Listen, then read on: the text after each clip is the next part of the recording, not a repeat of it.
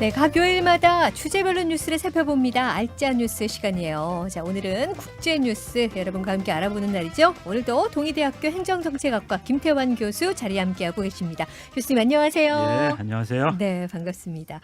교수님, 중국이 어제 그 7중 전회를 마치고 본격적으로 16일에 개최될 그 20차 당대회에 본격적으로 들어선다라는 맞습니다. 뉴스가 들어와 있던데 이 소식 좀 먼저 정리를 해주시죠. 예. 중국 공산당 제19기 중앙위원회의 제7차 전체 회의, 보통 19기 7중전회 뭐 이렇게 말을 하는데 네네. 지난 9일부터 어제까지 12일까지 나흘 동안 북경에서 열렸는데요. 네. 여기서 중국 공산당 제20회 전국 대표회의, 그러니까 공산당 20회 당대회가 오는 16일 날 개최하는 것으로 공식적으로 결정을 했습니다. 네. 그래서 지난 2017년에 개최된 제19기 공산당 전국 대표회의에서 204명이 중앙위원으로 선출됐고요. 172명이 후보위원으로 선출되었었는데 이번 7중전회에서 199명의 중앙위원하고 159명의 후보위원을 비롯해서 중앙기율검사위원회 위원 그리고 관련자들이 참석한 것으로 이렇게 보도가 되고 있는데, 보도에 따르면 그 지난 5년간의 중국 대외 정책을 평가하면서 국익을 중시하고 중국 국내 정치를 우선시해서 전략의 집중력 그리고 또 투쟁 정신을 발휘해서 중국의 존엄과 핵심 이익을 수호하고 또 발전시켜서 중국 안보에서 국제사회에서 주도권을 확고하게 잡았다, 이렇게 평가를 했습니다. 네. 결국 그 국내 정치를 우선시해 왔다는 건데, 이런 그 국내 정치 우선의 기조는 그 향후에 시진핑 주석이 3기 연임할 때에도 큰 틀에서 변화 없이 이렇게 진행될 것 같으로 그렇게 예상을 하고 있는데, 네. 사실 우리 개인도 보면은 스스로 내적인 안정 그리고 건강을 확보하지 않으면 타인과의 관계를 맺으면서 이렇게 사회생활하기가 어렵거든요. 그렇죠. 마찬가지로 국가도 국내 정치 그리고 또 국내 경제가 안정되지 않으면 대외 관계에서 국제사회에서 국익을 효율적으로 이렇게 추구해 나가기가 어렵습니다. 그런 면에서 본다면 이번에 중국이 그동안 국내 정치 우선의 기조를 취해왔다고 이렇게 이야기하는 거, 그리고 또 네네. 앞으로도 그럴 거라고 예상하는 게 뭐 그렇게 놀라운 거는 아니고, 음. 오히려 우리나라나 뭐 미국 같은 뭐 기타 국가들도 공통되는 부분이라고 생각을 합니다. 다만 네.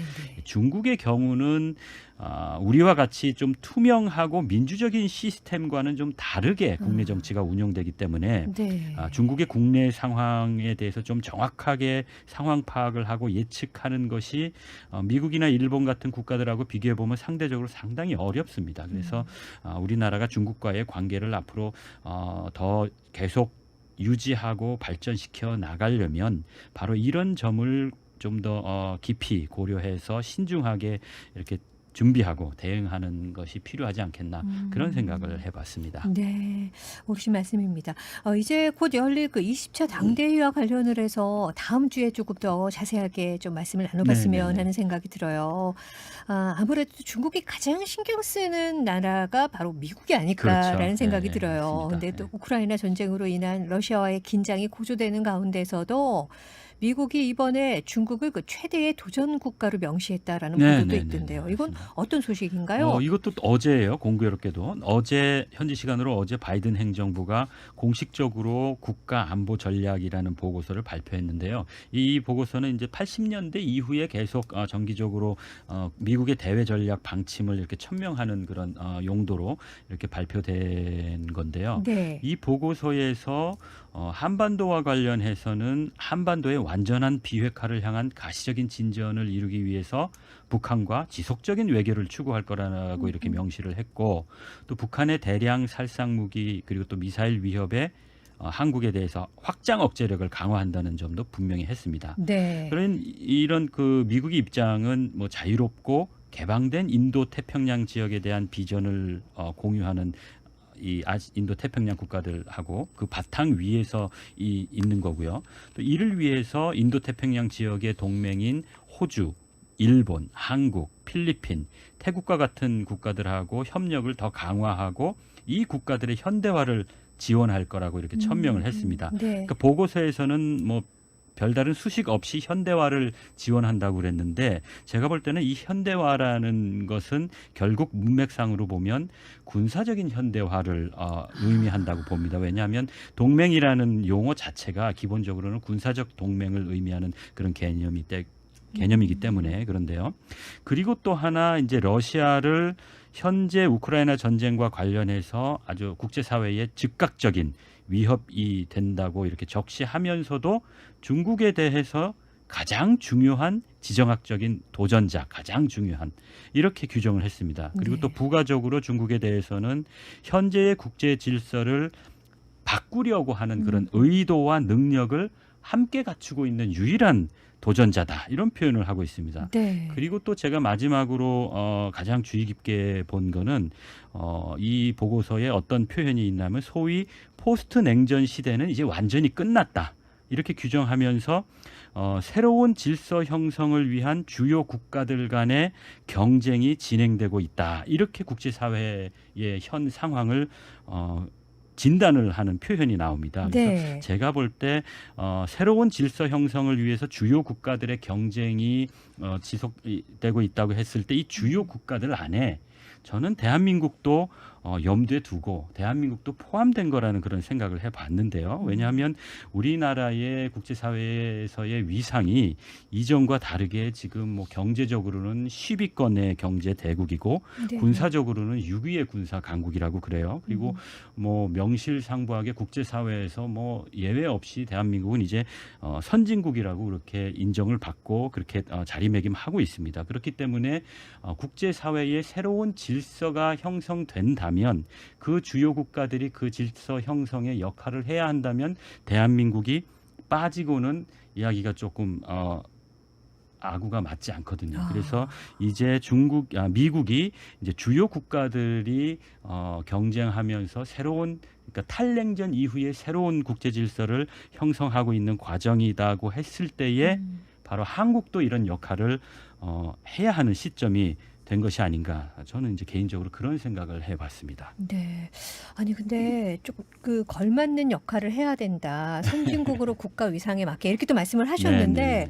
요즘 보면은 왜 북한도 미사일 도발, 뭐 7차 핵실험 네, 가능성 네. 고려하고 이러면은 솔직히 우리 코가 석자잖아요. 네, 맞습니다. 네. 근데 어떤 역할을 할 수가 있을까요? 그러니까 이게 뭐 이제 개인하고 국가가 이제 어. 자주 비교가 되는데 네. 개인도 국가도 따지고 보면 이제 저마다 아무런 진도 없이 그냥 아주 좋은 이상적인 조건에서 생활하는 그런 존재는 없거든요. 네, 알고 보면 네. 나름대로 내가 모를 뿐이지 나름대로 다 어려운 상황들의 개인적인 그런 짐들을 지고 있는데 네. 그렇다고 해서 난 이런 어려움이 있어 이런 어려움이 해결되고 나면 이제 사회 생활을 할 거야 뭐 이렇게 하지는 않거든요. 그래서 각자의 짐을 지고 있는 상황에서 해야 할 바를 해 나가는 거 그게 우리 인생이 아닌가 그런 생각을 해봅니다.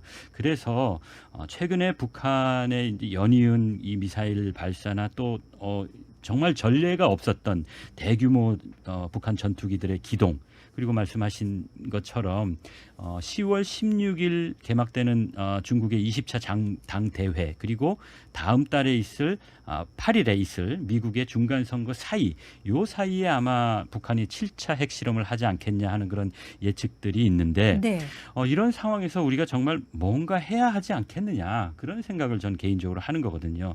사실 북한의 핵과 이 핵을 운반할 수 있는 미사일 능력이 계속 이렇게 지속적으로 이제 발전해 왔는데 이런 발전해오는 과정에서 우리 국제사회와 한국, 미국 등이 이제 나름대로 이제 당근도 사용해보고 채찍도 사용해봤지만 네. 어떤 속도에 있어서는 약간 늦추거나 뭐 했을지 몰라도 궁극적으로 그렇게 가는 방향을 바꾸지 못했다는 어떤 자책감 같은 것도 네. 들고 그래서 네. 좀 네. 무기력한 그런 생각도 들지만 그렇다고 해서 지금 이렇게 북한의 위협이 가중되는 상황에서 우리나라가 이렇게 손을 놓고 있을 수는 없는 거고요. 그래서 그 방법 중에 하나가 제 개인적으로는 여러 가지가 있겠지만 한미일 간의 이 협력을 강화하는 것과는 좀 별개로 러시아와 중국에 대한 좀 더 적극적이고 공격적인 그런 외교도 필요하지 않겠나 그런 생각을